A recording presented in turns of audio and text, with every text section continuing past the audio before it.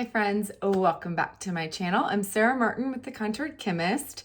Today is kind of like a part 2. We are gonna do all about mature eyes. So if you missed part 1, I talked about Seint's 3D foundation and Demi Colour and kind of getting started with Seint if you have mature skin. So this is gonna be getting started with Seint eyeshadows and techniques for specific to mature eyes. So whether you are brand new to eyeshadow or you're just brand new to Seint shades, I'm gonna kind of go over brushes, colors, getting started, and then my tips and tricks. So if you wanna check it out, please keep watching. Be sure to like and subscribe, and thanks for being here.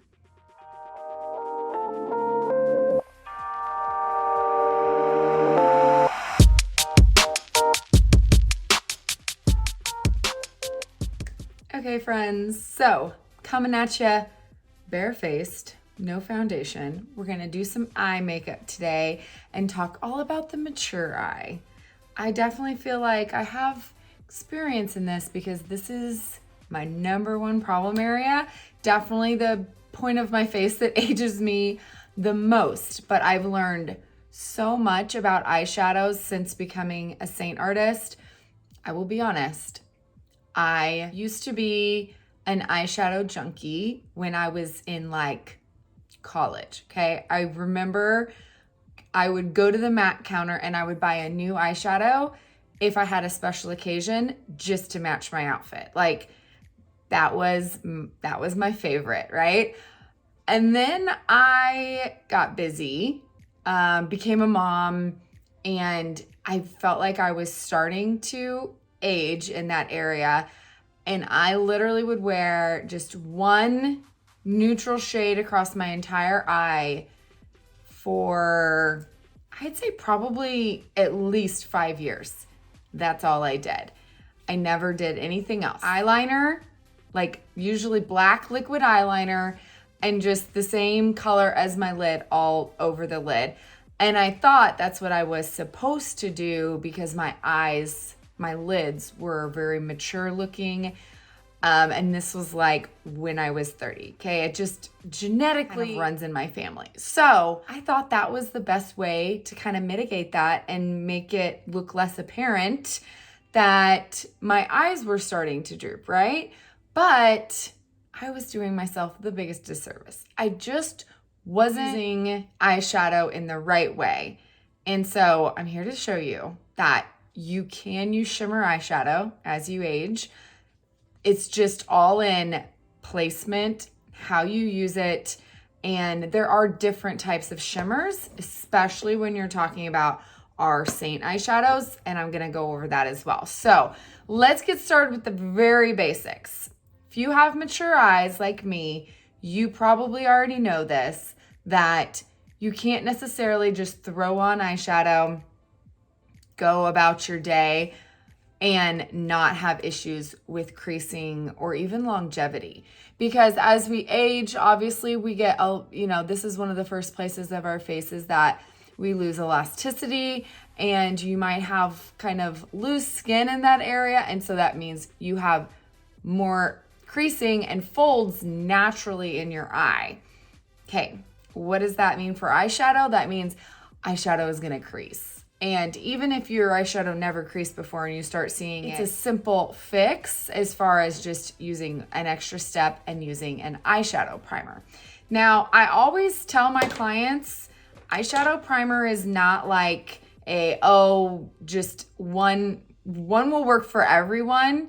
It does take a little bit of trial and error because everybody's eyelids are very different as well. So I have very naturally oily eyelids. I do always wash them, but I always kind of remove excess oil in the morning with my skincare regimen, okay? I do feel like that's an area of my face that I have a lot more oil production than anywhere else on my face overnight. So I do wipe off my eyelids, use a micellar water or a makeup wipe or something to kind of remove that excess oil during the day. If not, it's just gonna sit there and then you're gonna put on a primer over it and it's not necessarily gonna be able to do its full job, right? So These are both to me extremely comparable. So Urban Decay has amazing eyeshadow primers. They're called Primer Potion. And they make a specific one. This is mint. This is anti-aging. It's supposed to have anti-aging ingredients. It's a little bit pricier, but it works really well for most people. This is kind of a dupe that I have discovered off of Amazon. It's called Thank Me Later. It's by Elizabeth Mott, and I will link it down below if you're interested, but it works amazing for me and it lasts a really long time and I can use very little of it. But neither of these are tinted. So you can play around and look around and see if you can find one that's maybe tinted to your eyelid color, and it might save you a step. I do have a lot of veins. I have very thin eyelid skin, which again is kind of normal as we age, that you're gonna be able to see more of that blue and purple undertone of, underneath the skin. And that can change the color of your eyeshadow. So I used to use MAC's Pro Longwear Paint Pot. There's a couple different shades that are great skin tones. This is Painterly. There's also one called, oh my gosh, look how dried up it is. Soft Ochre. And if you can find one that's close to your skin tone, they work. I just find that what I'm gonna show you works better for less creasing and better longevity on me. But I used to really love these. But again, as I've aged, things have changed. And so now I tend to use this one, okay? So just like with the choosing your base, your primer also depends on how much you need. This is how much I use on one entire eye. So not very big, not even the size, like, oh my gosh, I'm trying to think like what I could compare that to. I'm like half the size of a pea maybe, like it's pretty small, okay? So I just tend to use my finger. If you are a brush girl, I would recommend the multitasker, this large end. I like to use my finger so that I can feel and get all the way down to the lash line and feel that I have a very thin layer evenly distributed. And it's one of the very few things I don't use a brush for, because I feel like I can feel if I've missed a spot better than, than using a brush.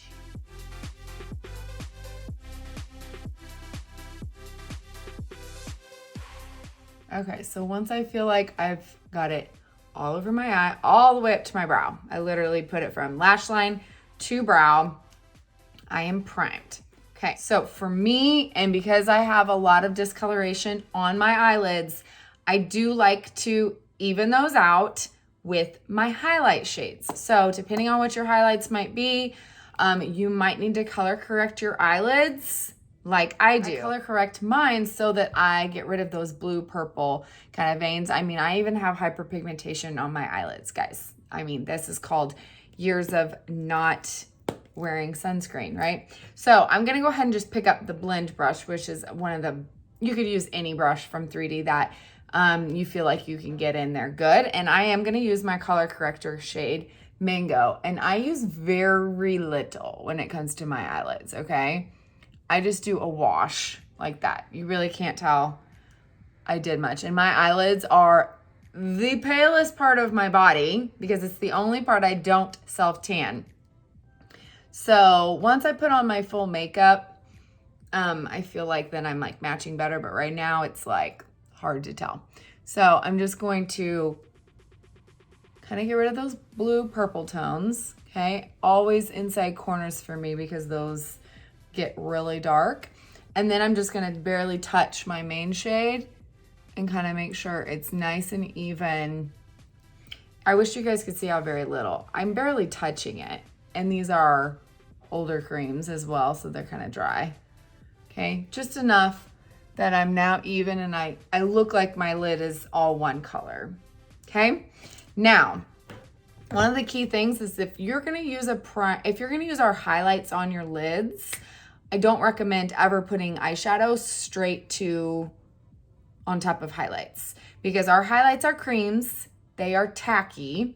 What happens if you have something tacky on your eyelid and then you try to put a eyeshadow over the top of it? Okay, so if I have some and then I take, okay, it's going to stick in some places and not in others. It's not going to blend if you've got some areas that have bad color to choose because you can't really see it. But it's when it's tacky, you get a very patchy application of eyeshadows. So eyeshadows can be hard enough to blend on their own, depending on how dark of a shade you're putting on your lid. And so what makes it worse is if you have one area that's stickier than others, it's just going, and you have loose skin, which we tend to have as we age, you're gonna have even harder of a time of getting a blend at all with your eyeshadow, okay? And the quickest way to not like your eyeshadow is to have a bad blend and feel like it looks all patchy. That never looks good, right? To powder your eyelids. Now, if you guys saw my mature skin with 3D foundation, you know I always say under the eyes, you want the least amount of powder possible because that can really aid you, right?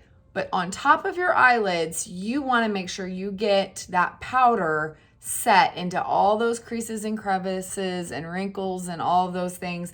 And you want to make sure that all of that is set and there's not any kind of creams inside a crease. You can use as much powder as needed. So whereas I usually tap for under the eye, I swipe. It's one of the few things I swipe into my powder, and then I make sure I go all the way down to the lash line and I really press that onto the lid so I have a really nice powdered base. And you should be able to feel that it doesn't feel sticky or tacky anymore and that you have completely set those creams. Because I will be honest, I cannot put our highlights on my lids at all without a powder. If I do, I will get creasing within an hour. My eyeshadows won't blend and my eyeshadows don't stay. Now, I know some artists recommend our highlights as a base. It is completely dependent upon your eye, but I would say majority of mature skin, you won't be able to because you're gonna get creasing, especially if you have too much creams into those kind of areas. It's going to migrate because you're not setting it. Remember, our creams don't set. So if you don't set it with that powder so that it's not moving, those creams are gonna kind of take your eyeshadow with it and they're gonna go into those wrinkles, those creases we naturally have in our eye. Now, if you have a beautiful flat eye canvas, you're probably not watching this video, but, and you don't have hooded eyes, you don't have mature eyes, you can probably do it. I'm jealous. I wish I could, but alas, there's no way. Okay, so we have a nice, even canvas of our base. Now, choosing whether you want to put on your eyeshadow first or after your foundation, I feel like is very much a personal preference. I will be honest, 9 times out of 10, I put on my foundation because I'm always color correcting my eyes with my highlights on my face.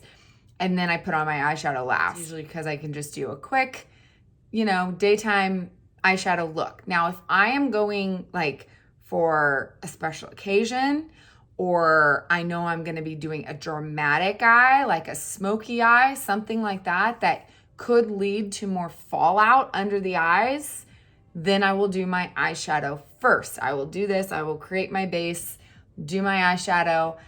Then you can use a makeup wipe, clean up under your eyes, and put on your foundation, and you won't have to worry about raccoon eyes or anything like that from fallout. So it kind of depends on the colors I'm choosing. For the daytime, I don't put on so much eyeshadow that I'm gonna have issues with fallout or issues with it sticking to the creams.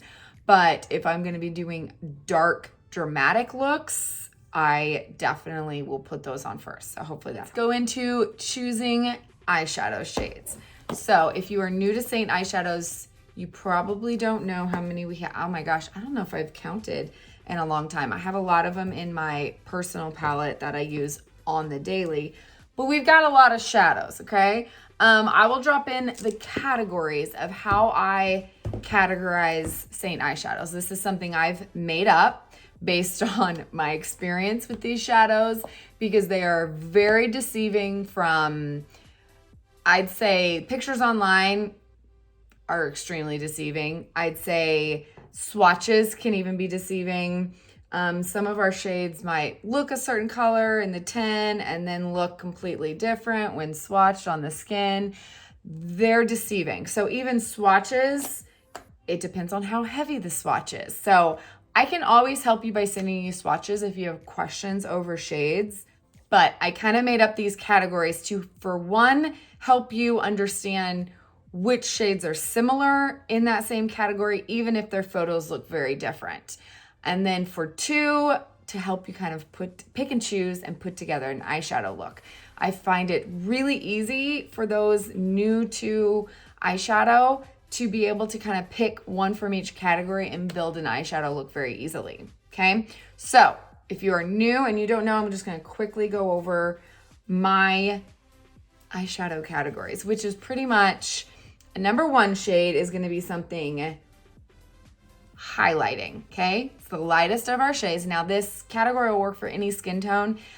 Just know that they are kind of in order and you might have to go a little darker if you're darker or lighter if you're lighter, but the same concept applies. So number ones are highlight shades. You can use these inner corner, under the brow bone, lightly on the lid for brightness. It's always lighter than your natural skin tone, okay? Two shades are darker, okay? Twos can be matte or shimmery, but they are just a light eyeshadow color, okay? We usually use those towards the inner half of the eye or all over the lid. Again, that can kind of depend on your skin tone. Then threes are more of that mid-tone. Threes are always, I don't want to say always shimmery. They're usually a shimmer shade because we have a lot of shades in that category that are just kind of a middle of the road shimmery shade. These are my favorites to use on the lid to kind of catch light. Okay, these are what I call the fun shades. They're always beautiful when swatched and they're just kind of that middle of the road category, okay? Now, four shades are ones that I categorize only as mattes, okay? And the reason why is I'll show you how we kind of always want to keep that matte shade in a certain spot on the eye, especially for mature skin. We don't want shimmers in texture on our eye, right? So the mattes is where we place in the crease, above the crease, open up the eye, and to mitigate that look of texture that we can see with mature skin. So four shades are always mattes. So if you're looking for one of those shades to put in your crease, you want a four, and then some threes and fives might be matte, but four shades are always mattes. Okay, so I call those mid-tone mattes. And then we have five shades that are even darker. Five shades are the darkest of all of our shades. You can use them as a liner. You can use them in the outer corner. They usually add depth of some kind to the eye. And then I do have some that will be on that chart and you'll be like, Sarah, there's more than one number on there. And that's because they can be used in both ways depending on application. Like I said, the system's not perfect because of how heavily you apply something. Something could easily be a 4 or a 5 shade. You can use it really lightly in the crease or you could build it up for depth in the outer corner. So some of these shades you can use in more than one area in more than one way, but that's dependent on how heavy you apply it or how lightly you apply it. Sure, somebody's gonna ask and I won't remember later. This was unicorn, mama, you complete me, bird, and pomegranate. Okay.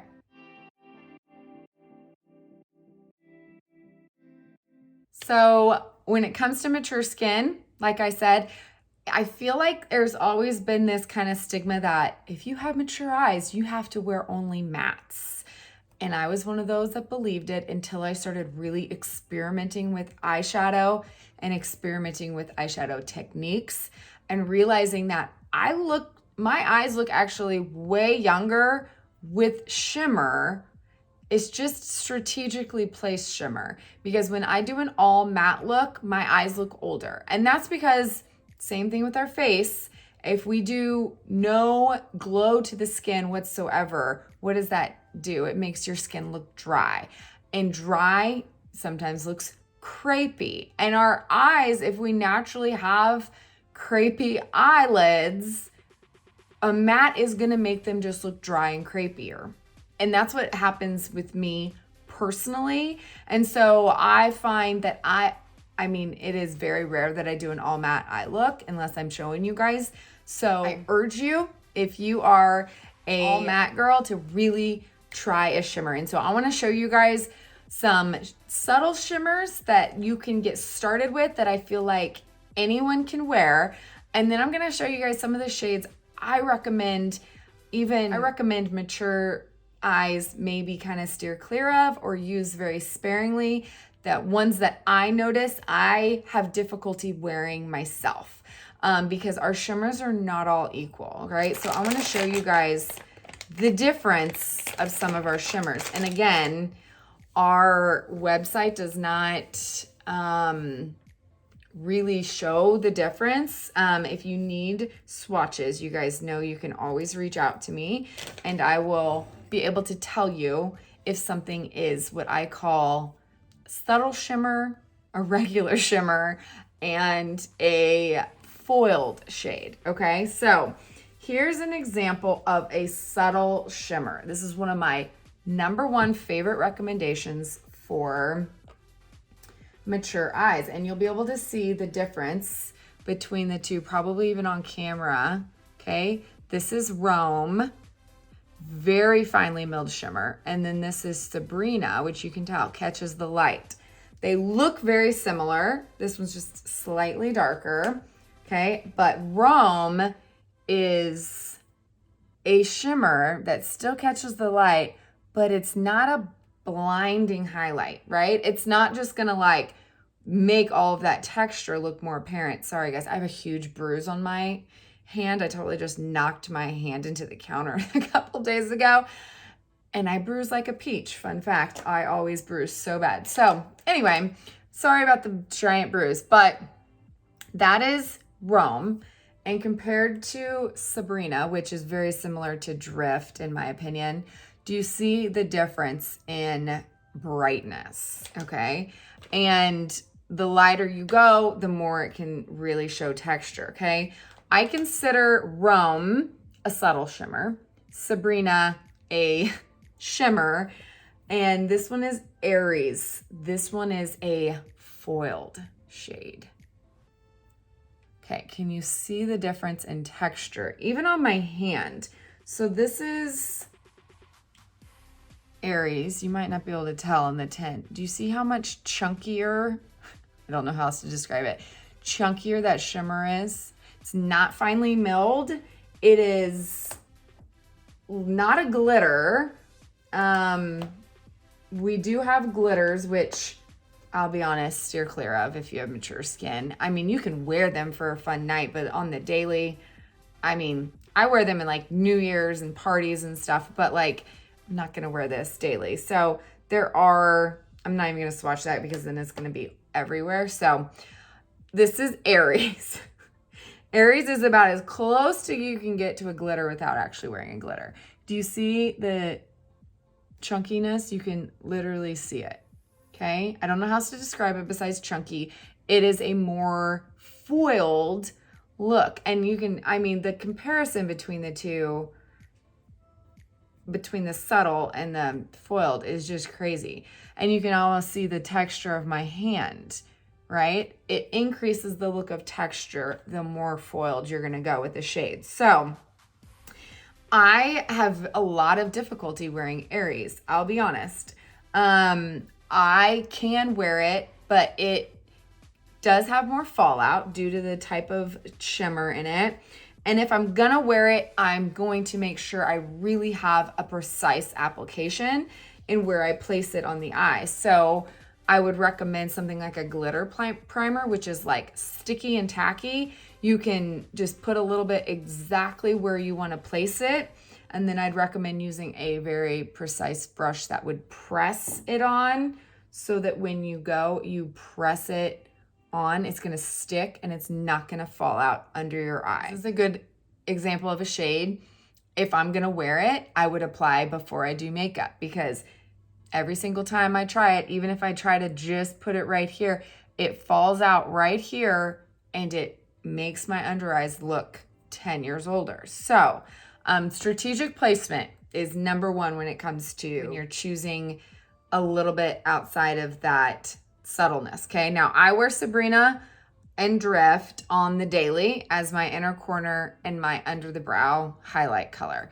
Rome is one of my favorites to kind of just throw on the lid for kind of that catches the light, but it's extremely natural. It does not make my eyes look older whatsoever. So if you are brand new to a brightener shade, a number one shade, I would say try Rome. Now, Cupcake is our only number one matte shade. Okay, it is about the same tone as our Vanilla Dust. It's just not translucent. It can give the brightening effect, but I find it makes my skin look drier. I mean, it's just naturally what, it also doesn't catch light. It will brighten because it's lighter than your skin tone. But if you've been using only mattes, I'd say try Rome. I really think you're gonna like it. Just that tiny bit of light reflection really opens up the eye. Okay, so I swatched some of my favorites for the lid for mature eyes, and then some of them that I would maybe not be my first choice if you are picking eyeshadows for the first time, okay? Hopefully you can kind of tell the difference. Do you see how these are more subtle? And these are they almost look like glitters. These aren't. So these are all considered shimmers, but do you notice the difference in the level of shimmer? Okay, so this is Peppa, Crush, Stardust. Now this one is very subtle. It's one of the few like Rome that just has a very subtle shimmer, and this is on Wednesdays. Okay, and then this is Venus. Okay, and this one's got a little bit more shimmer, but I feel like it's still very wearable. Now, these are all very beautiful and some are my favorites, but I still get messages to this day about clients that have tried these and they're like, oh, it's just too shimmery for my eyes. It's so hard to wear. So just so you know, these are more of that foiled shade, okay? So this is Soulmate. This is very similar, just a little bit darker. This is Blondie. This is Angel's Landing, which is beautiful, but more of that chunkier shimmer like Aries. And then Glass Slipper, and even Unicorn is a finer shimmer, but it tends to pull to texture on me. I think it's more because of my skin tone and that icy white. It's kind of just like a highlight shade. If I was brightening with a shade too light for my skin tone, it almost adds more texture. This one does that to me. Okay, so whereas this gives me texture, I can brighten with something like Sabrina and it doesn't give me texture.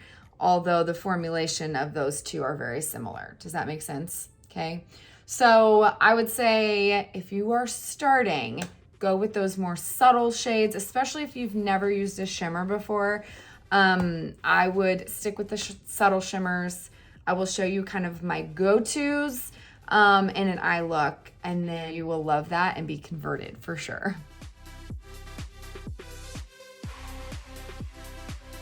As far as choosing specific colors, my suggestion is always this. I can drop in my graphic of my very favorite, what I consider staple shades.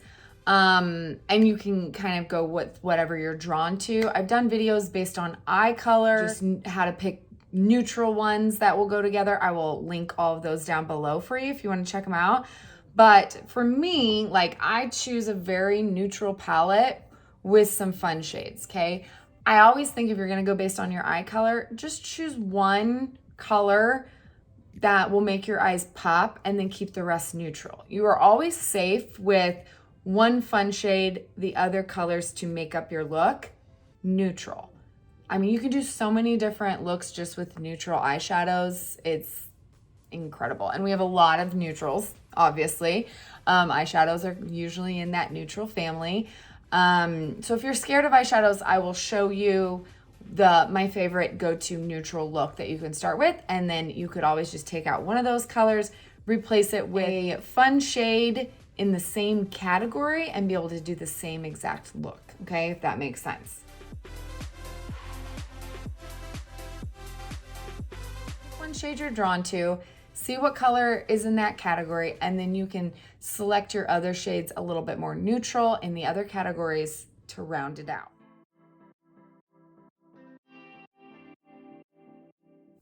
Okay, let's go over a little bit about brush choices. Seint only has 4 eyeshadow brushes. Now, some of these can be used for more than just eyeshadow, but I still consider it an eyeshadow brush, okay? Number 1 brush to start with, if you are just looking to get started with the absolute basics, would be the eyeshadow brush, right? Easy. This brush could do everything except liner, in my opinion. And it can still do a very smudged out like liner if that's a look you want. But for a defined line, you won't really be able to get that with this, obviously. But you can easily apply and blend with this brush. This is by far my most used brush of all of our brushes. I don't think I've ever done an eye look without it because I always use this brush. It is amazing for blending, and once you kind of use it, I mean, I have like a ton of old eyeshadow brushes from MAC. I don't use any of them anymore. This one works so much faster and easier than all of them. So the small end I really use for haloing under the eye. You can even press on outer corner, or again, you can kind of smudge along the lash line. You can use this big end to kind of press on color, to do a wash of color for a lighter application of any color, or mainly I do my crease color here, okay? The next brush I'd say that it would be my go-to, which one? I'm gonna go with the original. This is a brush that I consider a full face brush. I use it for blemishes. I use it for lining my lips. In fact, I always have one for lips and one for face and one for eyes, okay? This is the multitasker. I'd say it's one of the most underrated brushes we have because it can do everything. And I literally use it for everything. So, like I showed you before, it's got this really dense flat end. Now, anytime you want more color payoff from an eyeshadow, say you're like, you know, taking a color like this and sweeping it on and you're like, I can't see it, okay? Use a brush like this, or use a glitter primer, or use a white eyeshadow base, something like that. Or you can even wet your brush. Use our setting spray. Anything like that will always give you more color payoff, meaning you're gonna see the color more, it's gonna be more pigmented, you're gonna see the shimmer more on your eye. But I always recommend this brush because this is the only brush that really presses on and can load up the product more so than the other brushes. You can easily kind of wiggle it in, load up that color, and this one also is the best brush for not getting as much fallout. So you could even see where I did that there. Well, you're gonna see it a lot more, and this is a pretty light color. You're gonna be able to see it a lot more if you press on the product, okay? So if you're having issues with fallout, you can try the multitasker. If you're wanting more pigment, color, shimmer, this, okay? I also love this brush for lining. I do smudge out lines with this big end. I do more defined lines with this small end. I like the small end for highlighting my inner corner, under brow. I use this end for that as well. You can do your lower lash line. I use this brush a lot to smudge out. Anytime I'm doing eyeliner and I want a more smudged look, this is the brush I go to because it's got a very fine tip and it just does so much. So the multitasker, I would say, is probably my second used eyeshadow brush. This is the smudge brush. This was actually released later, and I was always using this small end of the blend brush to do my outer corner And yes, you can do it. It does work. But when this brush came out, it just made eyeshadow about a gazillion times easier for me. Okay, so it's got two ends. One's a little bit more flat, okay, and then one is a little bit more round and domed. Okay, I like to use the flat end to press on color, so it can press on like the multitasker. Okay, you can also use it kind of along the eye. It is wider than this end, but you can still use it in the same way. But this round end, I like to always do my outer corner with. So I just tap in and then I tap in that outer corner. And it's like the perfect size that I just barely have to move my brush, and it presses it on and blends it out. And then I usually keep this end clean and I flip it around and blend. So the smudge brush is one that I will always have in my arsenal, just because it makes my eyeshadow a lot faster and easier for me to get a good blend. And it's also my favorite nose contouring brush. So again, it's one that is very multi-purpose. And then we have the line brush. So this is the only brush I use to do my brows. You can also use the multitasker. I used to use this before this brush came out. And this is a very dense, like precise angled brush, okay? And then it's got the spoolie to blend and shape your brows. So I'll show you how I use that. This also can line your eyes. You can use our Black Friday eyeliner with it. I'd say liner and brows are the only two things I use this for. Okay, so I wanna show you guys two, I would say no fail looks, one on each side. And I wanna talk about eyeshadow blending, placement, and application. We already went over some of the stuff that can create a bad blend, okay? Your eyelids need to be free of oils, okay? Then you're gonna prime your eyes and you're gonna set them, okay? All of those things can create bad blend if you haven't done that. Quality of brushes is another one. Sometimes it could just be your brush is causing the issues with blending. Your shadows. So I don't know if you guys have really ever compared shadows and quality. You can tell just by swatching or using some drugstore. I'm not gonna say all, because there are some good drugstore eyeshadows, but sometimes it's just simply quality of eyeshadows that can be giving you a bad blend. So I don't feel like we have that issue with Seint Eyeshadows. Anyone who's tried them, I know, understands they are amazing quality and pigmentation, but some of our shadows vary from shadow to shadow.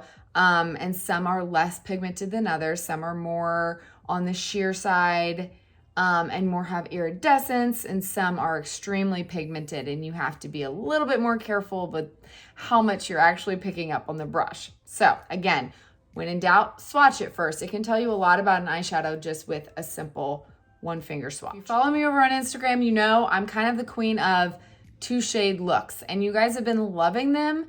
And so I'll be honest, it has been like my go-to all summer, just to do a like different combination of two shades.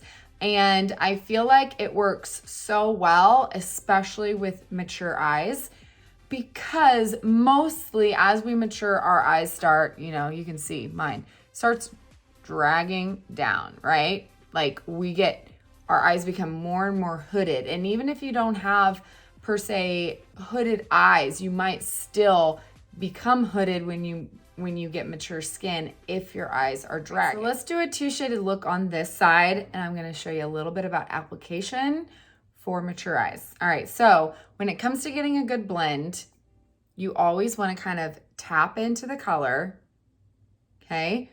And then tap off excess, okay? One of the number one reasons we might have a bad blend is that we get too much product on the brush. We go straight and touch the eye with too much pressure. And then we have this big glob of color that then we have to work really hard to blend out, okay? It's kind of the same thing as with our face, right? But if you go in a little bit more strategically with a light hand and slowly kind of build up color, you're gonna be able to slowly add without having to over blend, all right? So key with brush holding, so you don't need pressure, okay? We don't need to do this action. We don't need to hold it with a tight grip or at the end of the brush. We hold it towards the end of the brush and we let the actual bristles do its job and actually blend and actually just kind of do a slight wash, right? If you go in with pressure, these bristles aren't super, I mean, this brush is not super dense at all because it's meant to do a wash. It's meant to blend, right? It's not meant to, you know, apply a heavy hand of something like these more dense brushes. This is why we use this in and above the crease to kind of carve that area out. And when it comes to mature eyes, since that is the part that's dragging, this is where we go in with that matte shade. We tend to have the most texture here, and we tend to need lift, right? So since our brow bones usually come outward, we're using that same concept of light and dark. We're going to push this backwards by putting a darker shade there than we would on the lid, okay? That concept will get you everywhere when it comes to makeup, okay? Light and dark are magical. That's how we trick the eye. So the things we do in the makeup world is simply that concept. Highlighting and contouring, all of those things. We are shaping the eye, and eyeshadow is exactly like highlight and contour. We are contouring our eyes, all right? So we can easily make this look like it's receding and lift based on placement, all right? So again, I'm gonna just kind of tap in, tap off excess, and I'm going to hold it at the end, and sorry guys, I gotta actually look in a mirror. And then I'm gonna close my eye just enough to kind of see, okay, I'm gonna open, be like, all right, where is my actual crease? Okay, can you guys see how like I lose my entire eyelid when I look down? Okay, I barely have any eyelid showing. That is the definition of a hooded eye. If you can't see your entire eyelid when your eyes are open, this is the mobile lid. When I say eyelid, this mobile lid, you can't see the whole thing when your eyes are open. Okay, so I'm gonna look for, this is the actual crease, the part that actually goes into my eye socket. I don't even know how to say that. Okay, and this is the hood, the part that sticks over, the part that kind of sags, right? So this, when we just put placement inside the crease, what happens? We open our eyes and you can't see the color at all. So it's not actually contouring your eye. You're not gonna see it unless you're looking down or somebody's looking at you with your eyes closed, right?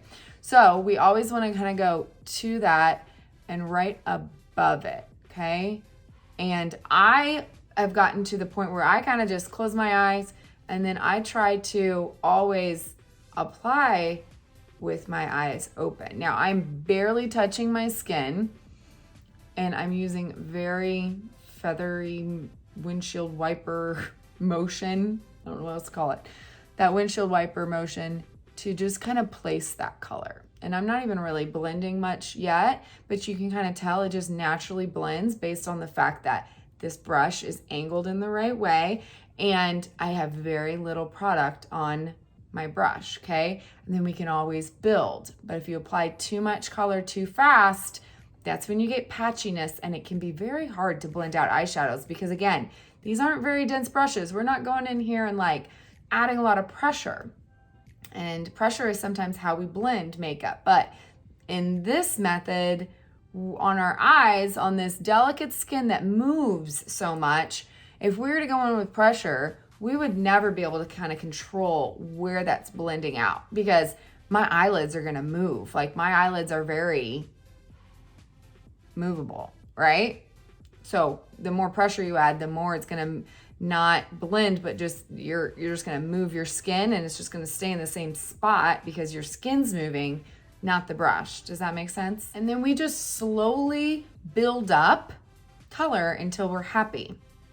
One of the easiest tricks if you are struggling with eyeshadow is to kind of find two colors close to one another. One lighter and one in the same kind of color family, but just a little bit darker. And you'll see makeup artists do this all the time, where they use 10 different shades for an eye look. But really all they're doing is they're gradually getting darker and they're building off that lighter shade. And that's because that lighter shade, it's very similar to how we put powder all over the lid. If you start light, okay, and you start with a lighter color and apply that, you're going to get less patchiness. And then you can slowly darken and go to that next darker shade, and that darker shade will blend so much better off of that lighter shade, okay? And then what happens is that if you notice, let's say you are applying this shade and kind of building up color till you like it, what happens, and say you're like, oh, I got like a spot right there that won't blend. Going back into that lighter shade and then going into that kind of like dead spot, which I feel like as I've aged, I've gotten those, then it will blend right out. It's crazy how just having a couple of colors in your arsenal can really help you with blending techniques. So this is Bubba and Sedona. I use those two interchangeably all the time like that. Some days I apply, Bubba, and then I go off and apply Sedona. Sometimes I like to do Sedona in the crease here because it blends better once I put Bubba up here up high. So this 1, 2, 3 is kind of like my magic arsenal. It's always in my kit. This is Chai, which is close to the color of my lid. You guys will see me use that a lot. So it's the same thing as using a vanilla dust, okay?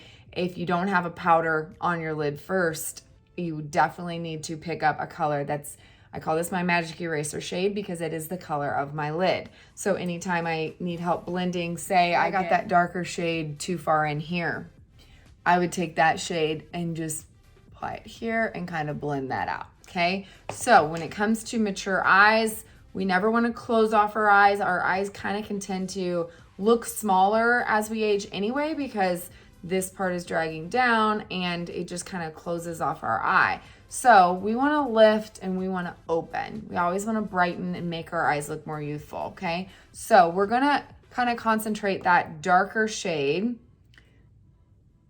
up in this outside corner, okay? So it's going to ombre in. You're not going to see a lot of dark ever. You don't see me ever put dark shadow right there because it will close off your eye, okay? We're just going to kind of keep building off that color until we're happy with its depth, okay? Now, Sedona is a 4-5 shade, so this is why on those shades, you really got to go in with very little in the beginning, and you can get darker, okay? Now, when it comes to placement on this outer corner, simple rule of thumb, and we haven't done our brows yet, but I'll show you here in a minute.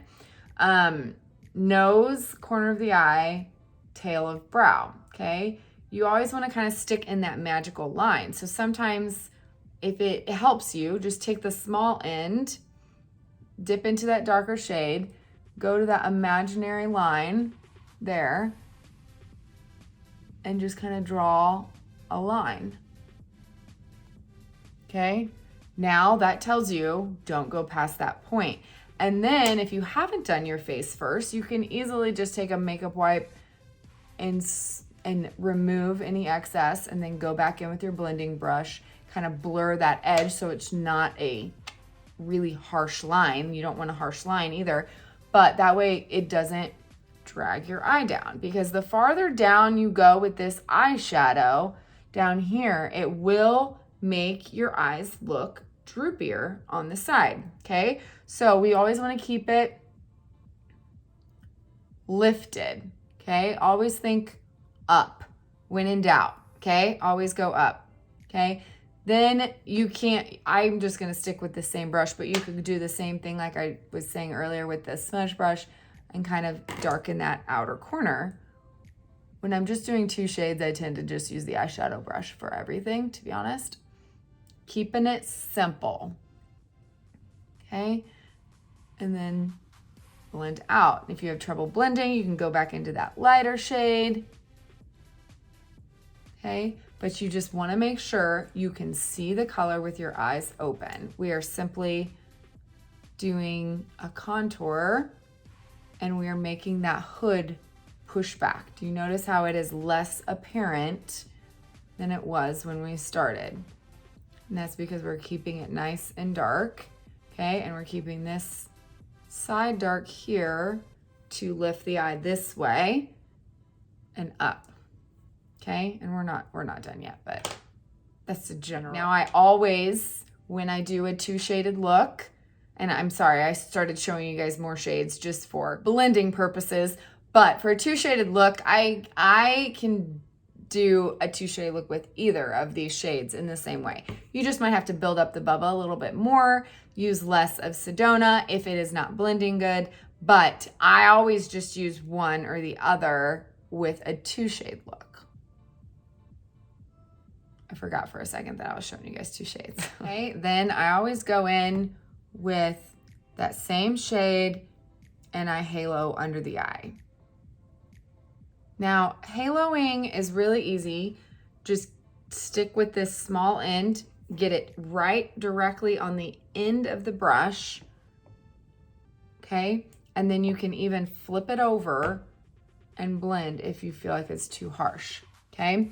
So the point of a halo is just to give you definition along the lash line without a harsh liner. One of the best things I ever did was learning to halo instead of lining under my eyes. A harsh line is, unless you're gonna smudge it out or do a smoky eye, a harsh line under the eye can age you more than anything else, okay? Keep it soft. As we age, just think softer, all right? I'm not saying you still can't do a wing eyeliner, cat eye on the top for fun every once in a while. That is totally a look. But for under the eye, I would never recommend a liquid liner for mature skin, okay? It can really show our age in that area, since that is an area we tend to hate. This just kind of looks soft. I swear it makes my under eye wrinkles look less apparent. No joke. Try it and let me know what you think. All right, and so for a 2-shaded look, we're gonna do a shimmer, and we always wanna go lighter than this color. And if you guys have watched me on Instagram, you know the color choices can matter. If they're too similar in the same color family, sometimes you can lose the definition, the fact that this contoured at your eye, if it just kind of blends in with your entire eyelid, right?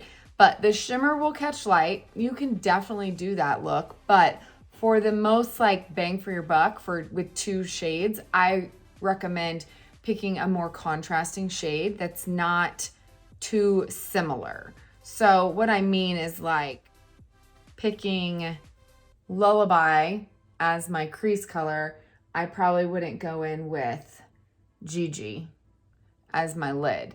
They are so similar that you're gonna get a one all over look across your entire eye, okay? You would almost need something to add that definition or shadow back in if you're gonna use 2 colors that similarly. So let's go with something really simple and one of my, I'd say #1 basics to have in your palette. One of my favorite neutrals ever, and that is Stardust, okay? So I'm just gonna pick it up with the side of my eyeshadow brush and do a light sweep on the lid, just so you guys can see what a light sweep will do, okay? It just adds a little bit of shimmer, a little bit of color, and then you can also use your finger. So anytime you want more pigmentation or shimmer, use your finger, okay? And this is a really nice just taupe, in my opinion. It's not silver, it's not gold, but look, if you press it on, you can see the color much more, okay? Now, one of the keys with blending is, can you guys guess? Either having 2 brushes, okay? One to apply, one clean strictly for blending, or now that we have, I call it an eyeshadow switcher, we have this, it's called a brush cleaning tile. This is just something you can put in your compact and you can remove excess in between colors. I'm always using it, if you see me going like this, I'm always using it to remove excess. And that's because a clean brush will blend, whereas a dirty brush will muddy up your colors. They'll just become one all over color, like I said before. Okay, so then you can always go in, blend with a clean brush. Okay, then you can go in, remove excess. Again, keep it clean, or get a second brush, or get you a shadow switcher. It's like life-changing once you get one. Okay, so that's 2 colors pretty much, Sedona and Stardust. Now for mature eyes, I know I said 2 colors, guys, but I lied again. I never skip the brightener, which is the number 1 shade. So this was a 3, this was a 4-5. I never skip my brightener shade. And that's because I have mature skin and I have mature eyes, and I want to lift this brow even more because that I need, right? So I always go back in, and it takes me 2 seconds, but I will brighten with my highlight shade, which is, this one is Drift, okay? And I go strategically to 2 places every time. So for mature eyes, you want to steer clear of the lower lash line right here. Now, everybody's eyes are different. Everybody has texture in different places. So look at your eyes and find the flattest part of your eye. Now, I know from experience, when I get fallout right here, I look, like I said earlier, 10 years older. So I have to avoid it at all costs right here, okay? Usually everyone has a flat part of their eye, usually right at their tear duct. Like, we don't really get texture as much there. We don't get a wrinkle there, right? That area when we smile, like, just smile and see what's flat. That area doesn't crinkle, right? So that is where I go with my brightener. I just simply touch it. See that? See that light? And that light reflection will instantly make you look awake, open your eyes, all the things. And it takes 2 seconds to just go boop. And then I go right under the highest point of my brow. Okay, so I go to the highest point of my brow. I know I haven't done my brows yet. And then I blend it out, okay? Now, I always make sure this color is really blended because we do have texture through here.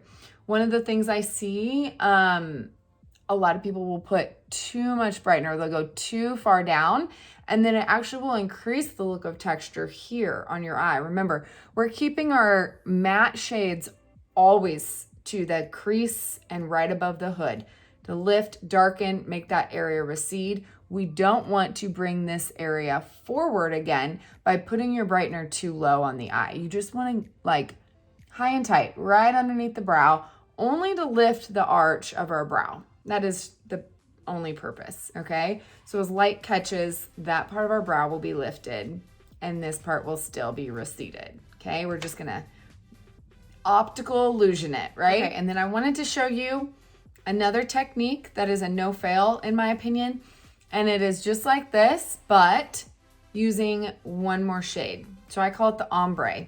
You can never go wrong with the Ombre.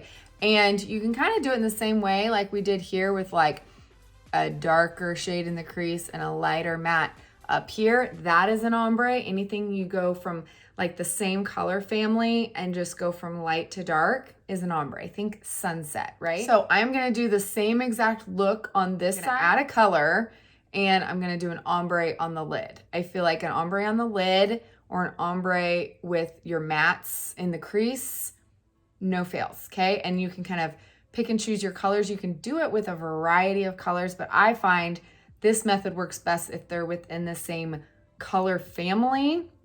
If they're too drastically different with an Ombre, it can look unblended. It can look too jarring in between. You can see the definition of colors too much. For a 2-eye look, you kind of want that contrast. For an Ombre, you kind of want that blend and you want them to all go together. So I'm still gonna use Sedona in the crease and Stardust on the lid. And then I'm gonna show you how to add that brightener to brighten up the eye here more and then darken up that outer corner more with a darker shade.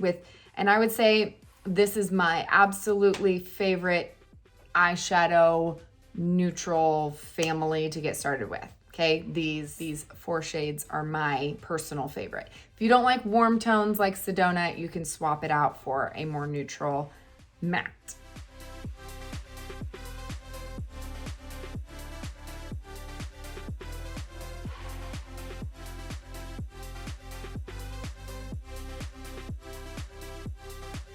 Okay, so I'm going to take my finger again.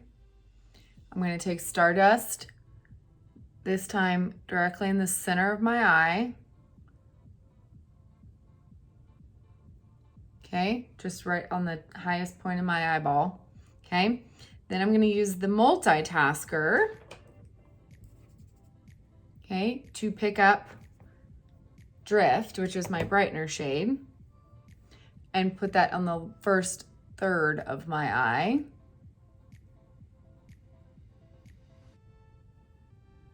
Okay, like so. Then I'm gonna grab the smudge brush, dome end, to pick up Fin. And then touch the outer corner of my eye. And tap it in the small little triangle there.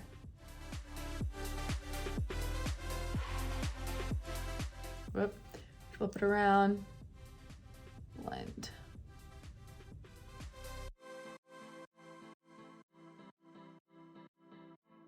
Then I always go back, blend, and make sure my crease still looks matte. Because when you're putting a lot of shimmers on the lid, sometimes they can kind of migrate as you're blending, and I can tell it will automatically make your eyes look more textured once it's in your crease. So I'm gonna go back in to Sedona and kind of blur the edges of those with my matte. I'm gonna deepen my crease.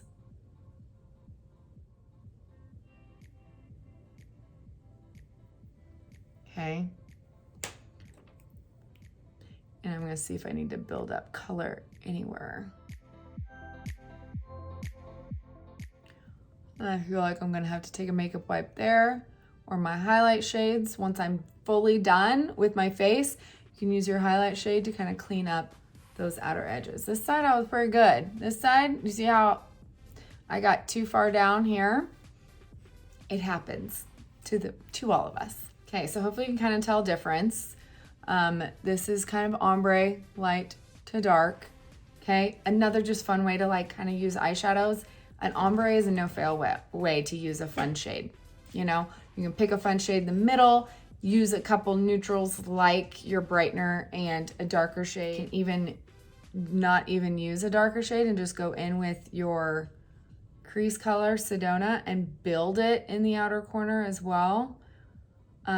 Usually I like to use a shade with a little bit more depth than that, but so now I don't know if you guys can see how I got fallout right there. So this is why when I do more eyeshadow, sometimes I have to clean it up with a makeup wipe, then I can do my face. Otherwise I'm gonna see that texture, and I'm gonna have to redo my under eyes anyway when I, bless you Riley, my dog's sneezing, when I do my face makeup.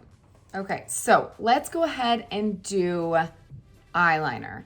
I feel like eyeliner is something that can really easily age us, let's be honest, depending on what you're using. If it's too harsh of a line, I do still love a liquid liner, I'll be honest, but I never just use a liquid. I always kind of smoke it out a little bit so it's not as harsh. So my favorite is the Kat Von D. Now, when I do a more dramatic eye like this, with more colors, more depth, I feel like my lashes easily get lost, right?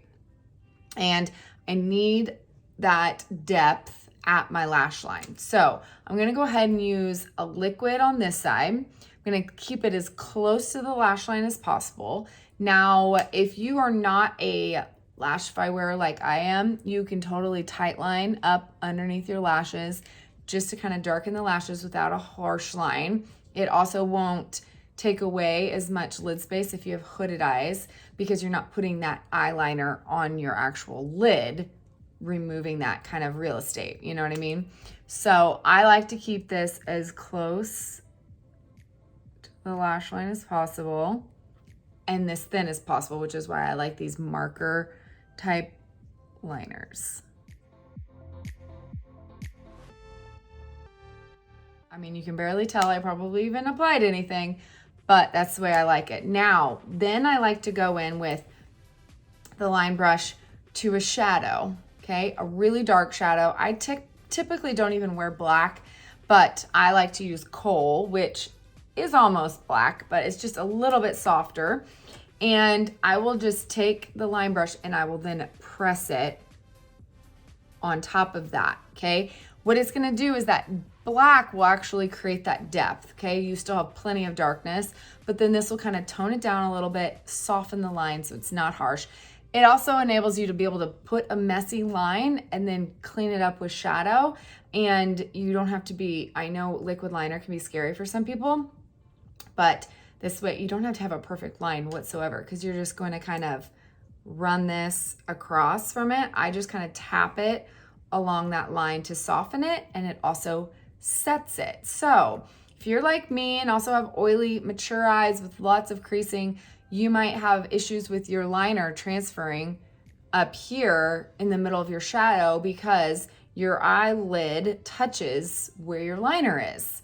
It's very common. It's because your eyelids are oily and you're not setting an eyeliner. So a lot of just regular eyeliners on the market, you know, are more cream. They aren't necessarily super waterproof, okay? I would recommend trying something waterproof, or just trying what you already have, but setting it with a powder. It's just like our creams on our face. Creams don't set. There are some eyeliners that kind of set on the market, but I find doesn't matter what eyeliner I use, even this one that's super waterproof, I still set it, and that way I know I'm gonna get all day wear and I can get the look I want, which is a little bit softer.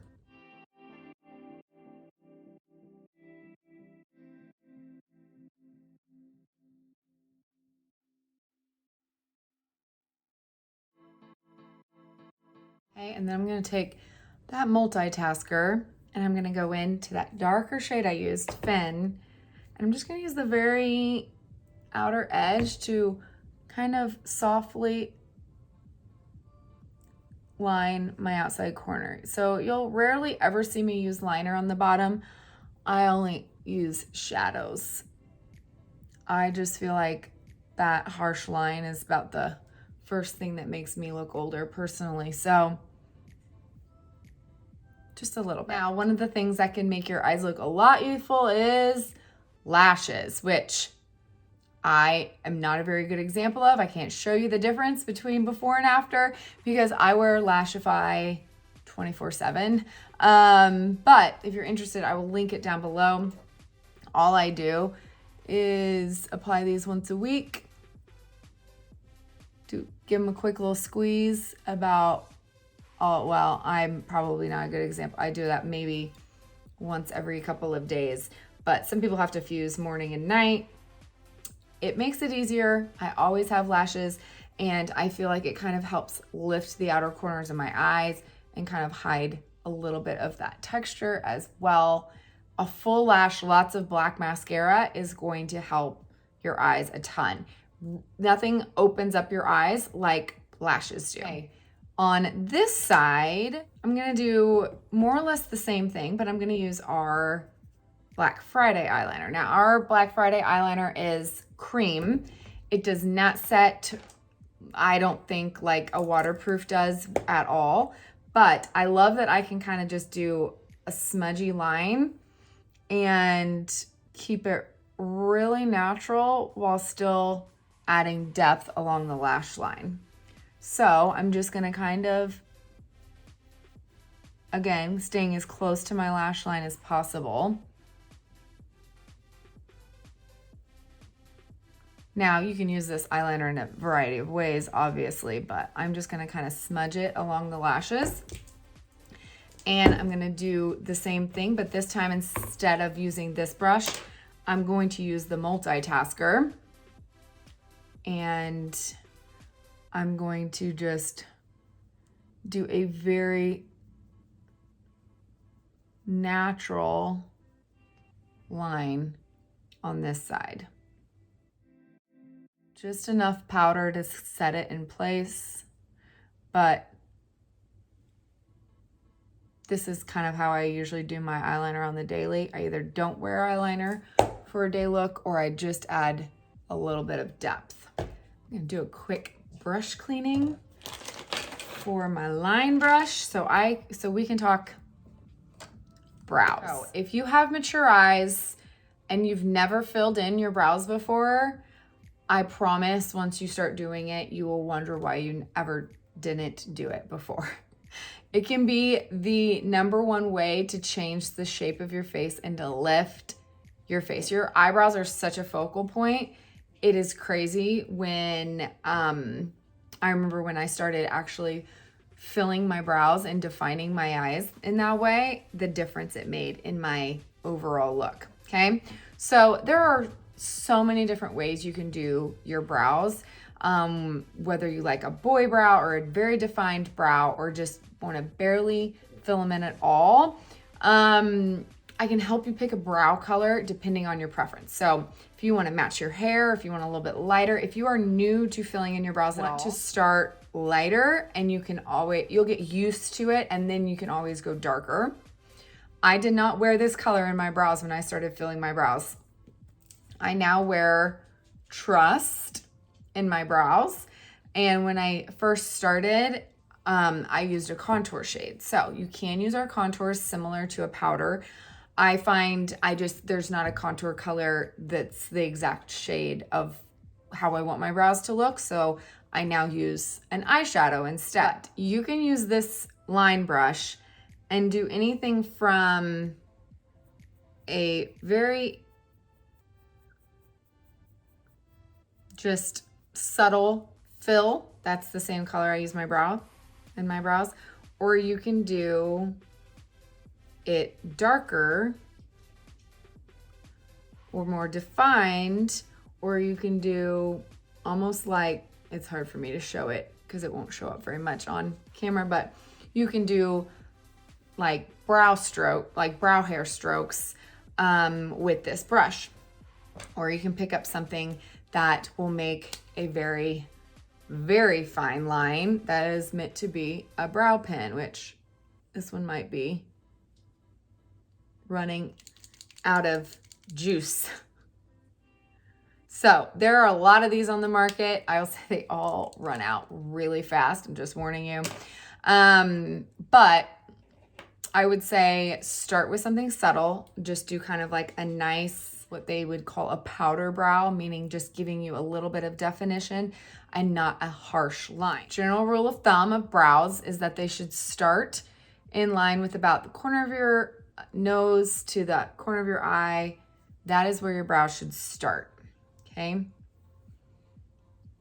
So mine are microbladed, so I don't have to really draw them on anymore, but you can get a nice soft look at the head of your brow and then more definition along the bottom. So what I do is I make a line from the start of my brow all the way up to the center, and then from the top to the center. Then when you are doing the tail of your brow, that is what can really change the look of your eyes. So mine naturally kind of go down. Some people naturally have a straighter brow. The straighter out your brow goes, can you see the difference? It will lift your eye, okay? If you are curving your brow down here, it's going to drag your eye down, just like if you were to apply your eyeshadow all the way down here, it's gonna drag your eye. So for the lift, you wanna almost kind of like tweak your brow to kind of go out a little bit straighter. So instead of actually following my line, I can kind of tweak it and go straighter out. You see that? Then following the natural line of it. Okay, and then just kind of fill. So you don't have to change the shape of your brows.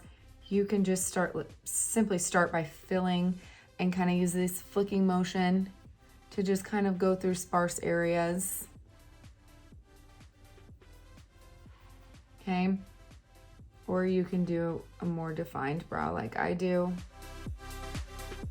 or you can do a combo to where you fill it in more defined, shape it, put in some brow hairs in the front